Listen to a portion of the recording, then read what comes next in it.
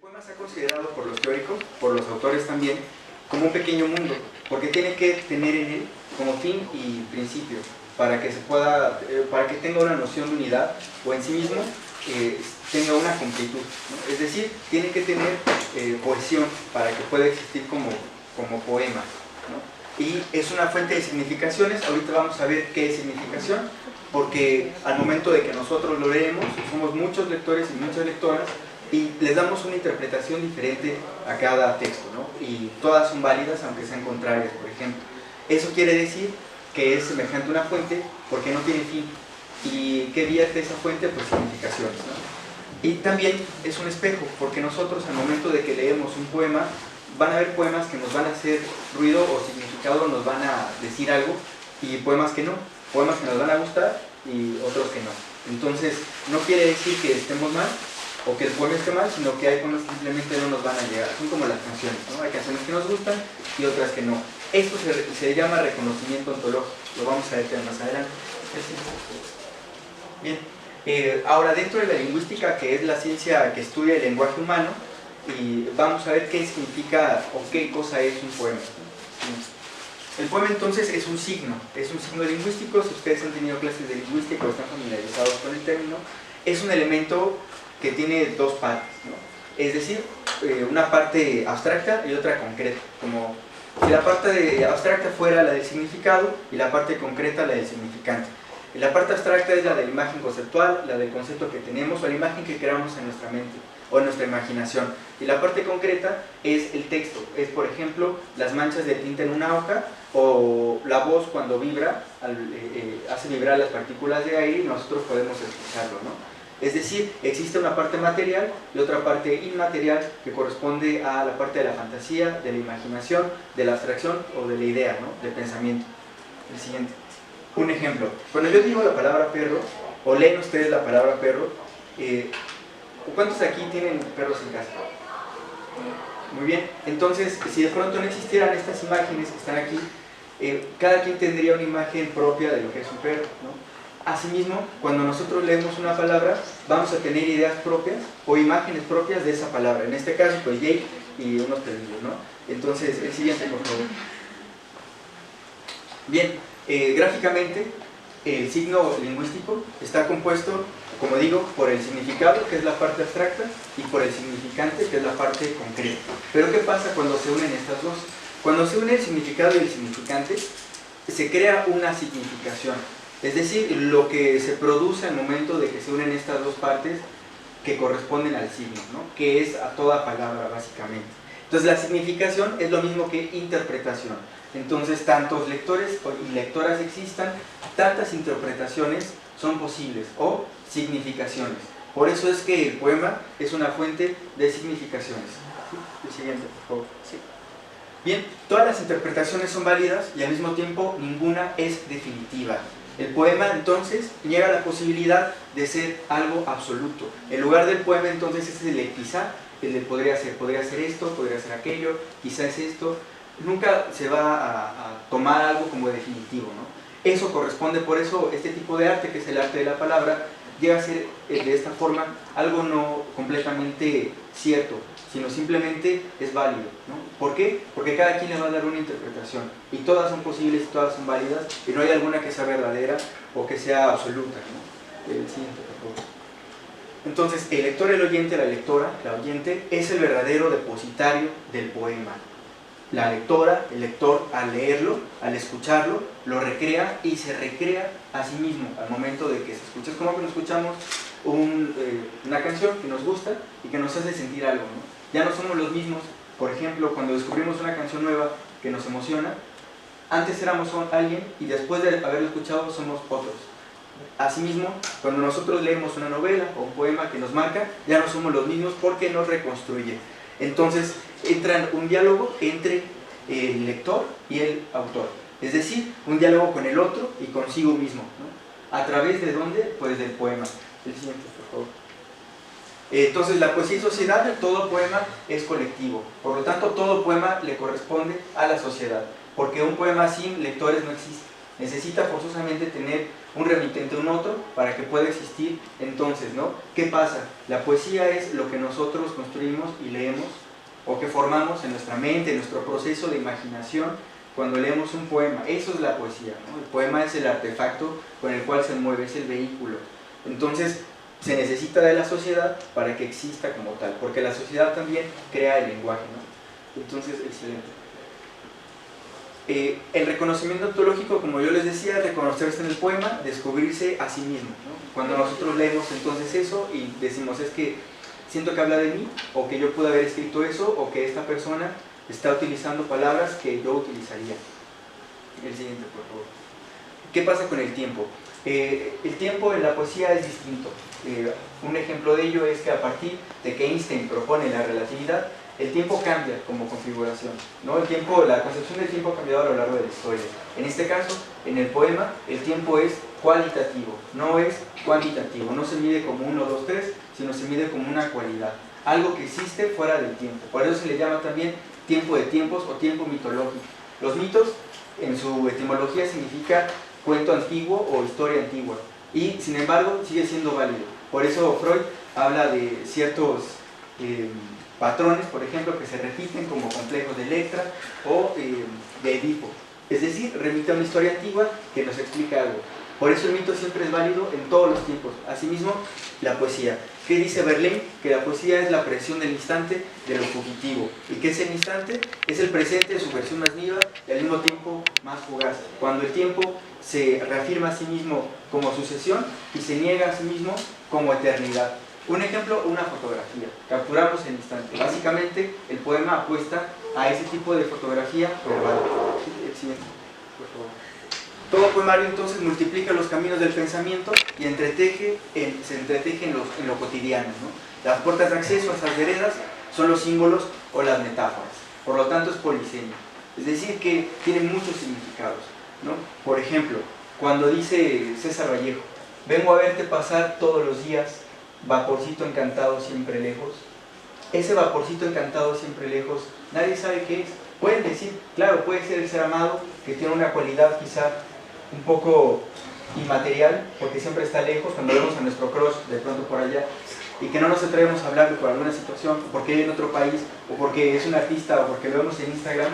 Es decir, tiene una cualidad incorpórea, porque nunca vamos a poder acceder a esa persona. Por ejemplo, alguien puede decir, puede ser esto, pero también puede significar otra cosa, ¿no? Es decir, cada quien puede interpretar lo que a sí mismo considere, pero esa forma parte del lenguaje metafórico, que tiene muchas significaciones o significados, ¿no? Tiene muchas posibilidades, como banco. Banco tiene varios significados, ¿no? Entonces, asimismo con el poema. El siguiente, por favor. El poemario entonces es una suerte de itinerario, es una biografía poética destinada a reconstruir la percepción del mundo que se despliega en el yo del autor, pero en el yo también del lector. Los relatos biográficos de los poetas, de las poetas, se encuentran inspirados por lo que vivió, puede ser por una experiencia recobrada que se vive en el proceso de una iluminación personal, de una eureka, también llamado satori, de una epifanía, de algún recuerdo, ¿no? Es la memoria recobrada de un recuerdo involuntario, por ejemplo, lo que se vivió en la infancia o aquello que nunca sucedió, también puede ser. Entonces, eso es la forma en la que el autor o la autora, el poeta, interpreta el mundo, ¿no? Bien, Oriente propone que este resplandor, epifanía o iluminación personal se descubre en la conciencia repentina del presente, el presente como instante entre dos eternidades, la del pasado y la del futuro. La eternidad momentánea, que así también se le llamó, Michel de Satois, en La debilidad de creer, comenta que existe un tipo de mística que no está adscrita a algún tipo de credo, ¿sí?, sino que se llama mística salvaje, a mí me gusta llamarla así, y menciona que se trata de una repentina sensación de comunión espiritual con la naturaleza o de pronto una disolución del yo, ¿no? La entrada a una realidad temporal detonada por un recuerdo, por algún olor, un sabor, etc. El ejemplo más claro, por ejemplo, Ratatouille, cuando Antonego prueba este platillo y de pronto regresa a su infancia, ¿no? Lo remite a otro tiempo. Podemos ver en la literatura clásica este mismo fenómeno con la Magdalena de Proust, En busca del tiempo perdido. Es lo mismo básicamente, es recobrar otro tiempo que no es el presente. ¿Sí? La otredad. ¿Qué pasa con la otredad? Aquí hablamos ya de términos como espíritu, de metafísica, de lo abstracto, pero esos son términos un poco complejos, porque nadie sabe qué es espíritu, por ejemplo, nadie sabe qué es alma. Se dice que formamos parte o que forma parte de nosotros, pero científicamente no está comprobado. ¿Qué pasa? Que nosotros no sabemos si tenemos espíritu, no sabemos si tenemos alma, pero lo que sí tenemos es cuerpo.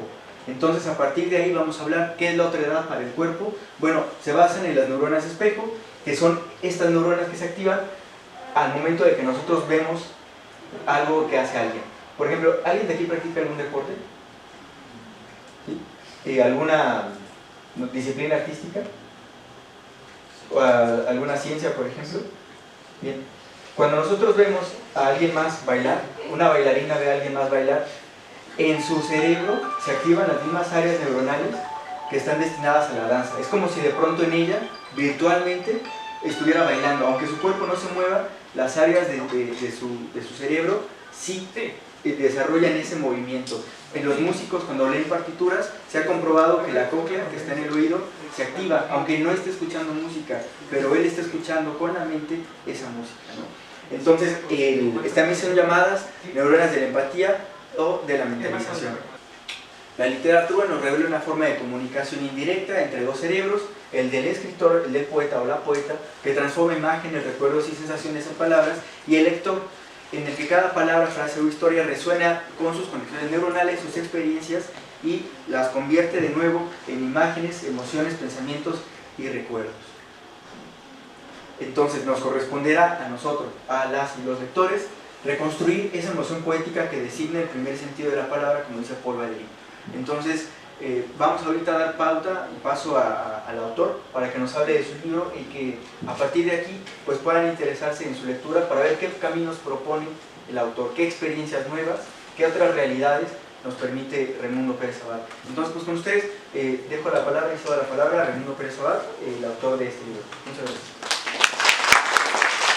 Texto, el libro en cuestión que nos trae, seamos breves, y es un libro de poesía, pero básicamente va hacia el aforismo, ¿no? ¿Qué es el aforismo? Es esta parte donde para su servidor la poesía no es inspiración, no es sino pensamiento. Decía Paul Valéry que la poesía es eso, pensamiento. Para escribir algo, así sea simple y nimio, tengo que pensar y tengo que saber qué es lo que quiero decir, qué quiero transmitir. Y a su vez cada lector, ¿no?, dependiendo de los estados de ánimo, los momentos en que está, reescribirá con cada lectura que haga de los textos, lo que siente y lo que cree, y formará también sus conceptos y sus juicios propios. Este libro es muy breve y me gustaría leer algunos textos de entrada. El primero de ellos, ¿no?, que abre el libro, y es una reflexión sobre el sentido de la escritura y sobre la violencia que ejercemos los hombres a partir de que somos los únicos que tenemos esta conciencia, ¿no? Es un texto muy breve y como antecedente digamos que Goethe decía que se escribe por abuso, ¿no? Este texto que se llama La hoja dice: la hoja, libertad de papel acribillada por la escritura, ¿no? Es una reflexión para pensar qué es ese, quizás ese lienzo, qué es ese espacio que es invadido por lo que yo creo que es mi conciencia, ¿no? Y reflexionar un poco sobre lo que ha sido la cultura en Occidente, ¿no?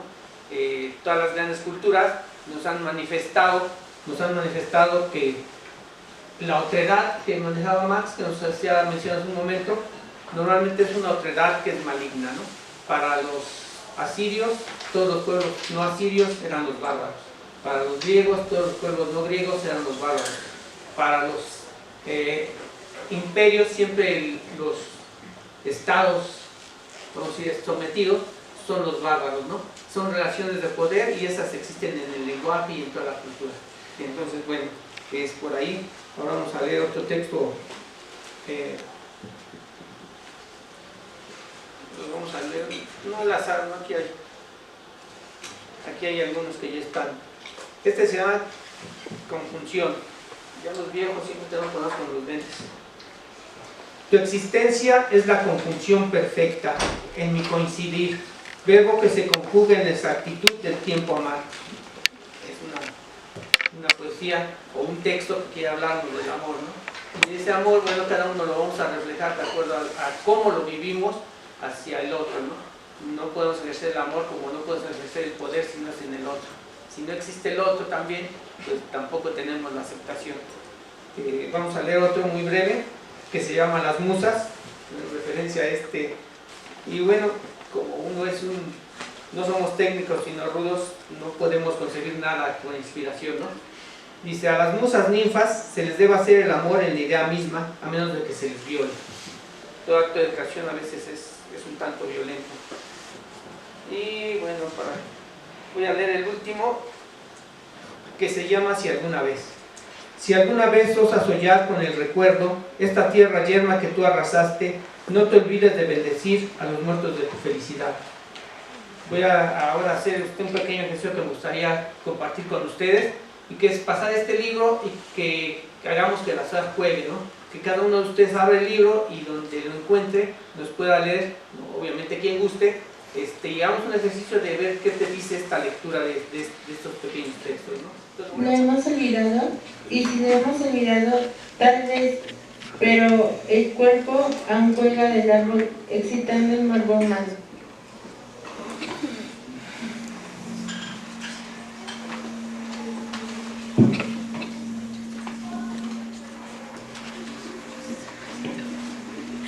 Primer sacramento. En el principio era el verbo, y el verbo es la vida. Vida en verso hecho poesía.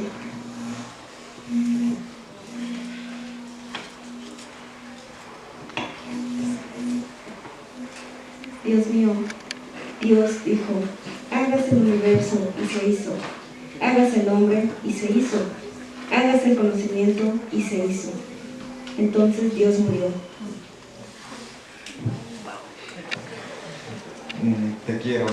Te quiero a la hora de la primer salida, sobre el primer anfibio, que salió del mar porque sintió que se ahogaba, y tuvo que morir arrastrándose sobre tu cuerpo. Desierto. Rodeado por el desierto, sembrado en tu ausencia, cierro mis ojos ya secos para sentir en mis brazos la arena árida de tus caricias.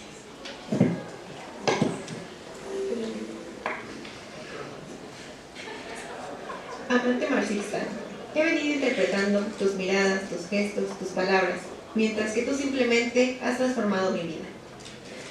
Derrida, que dice que todo es texto, ¿no? Todo es texto, todo lo que el hombre hace es texto.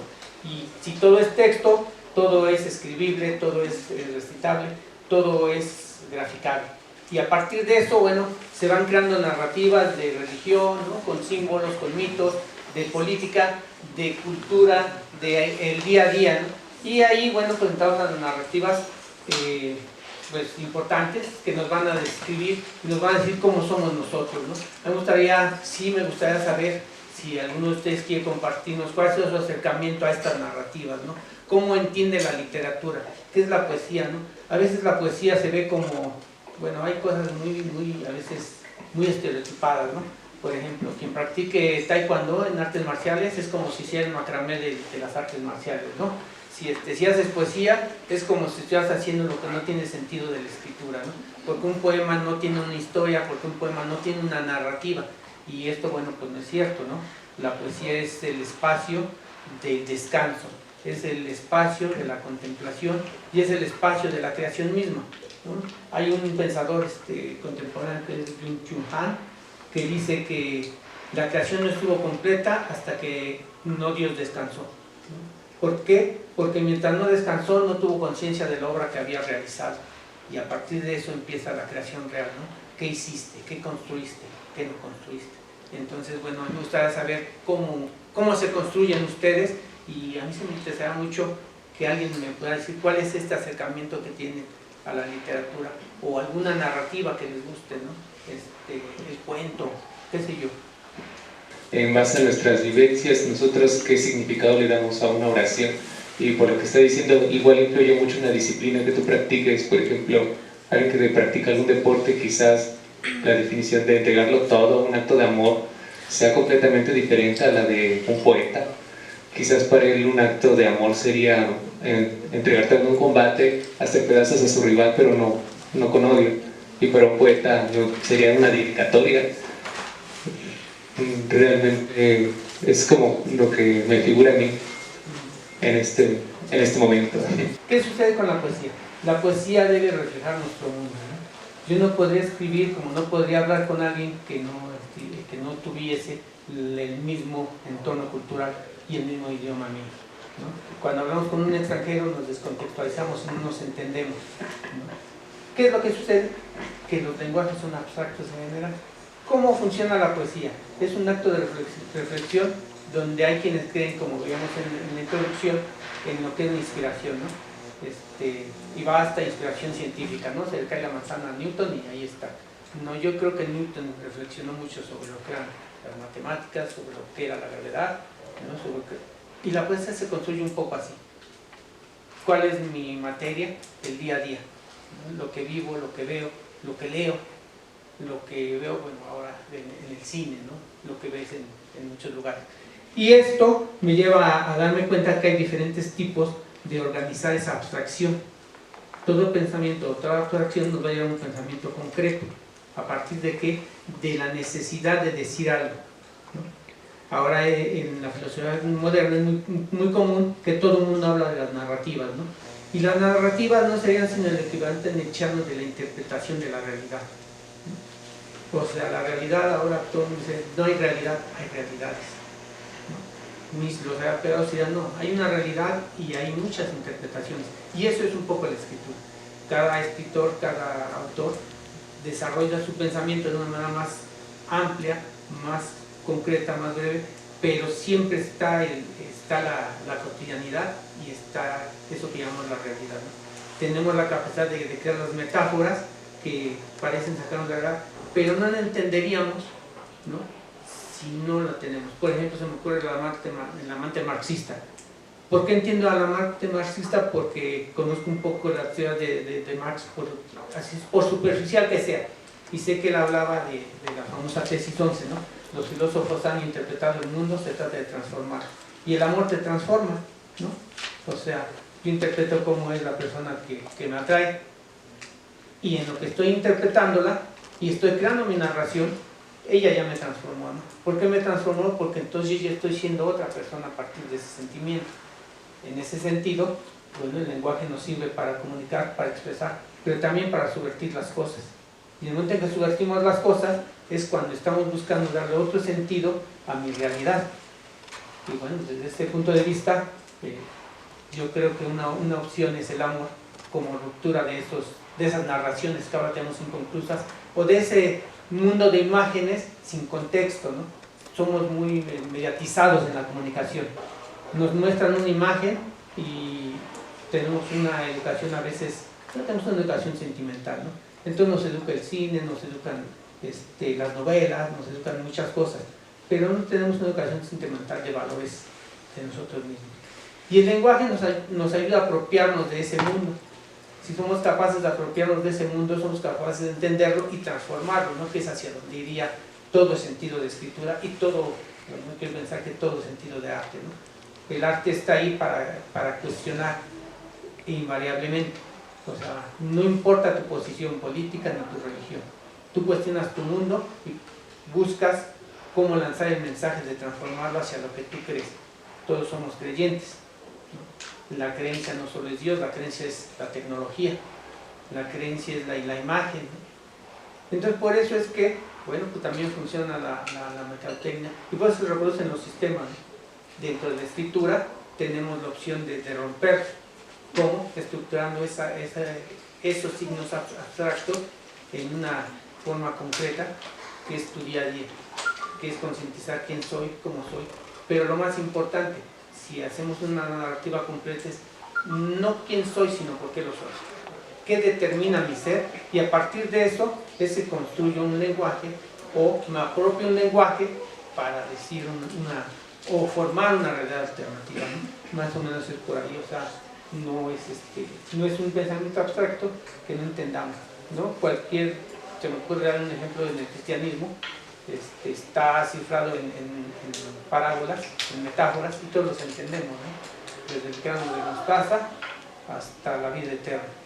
¿Por qué? Porque tenemos una conceptualización de qué es la vida eterna, ¿no? Y ahorita me recuerdo un debate que tuvo el efímero Papa Benedicto XVI con Figueroa Berman, donde les decía, hablaban sobre Dios. ¿Quién era?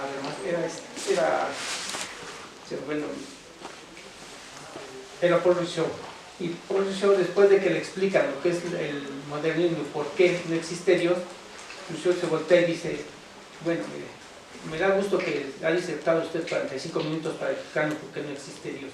Pero en el momento que usted me está disertando sobre el concepto Dios, Dios existe como concepto. Ahí está y usted sabe que es Dios para usted, por eso lo niega. Si no tuviese el concepto de Dios, no podríamos ni siquiera estar discutiendo sobre él. Esa es la magia y la profundidad de las palabras.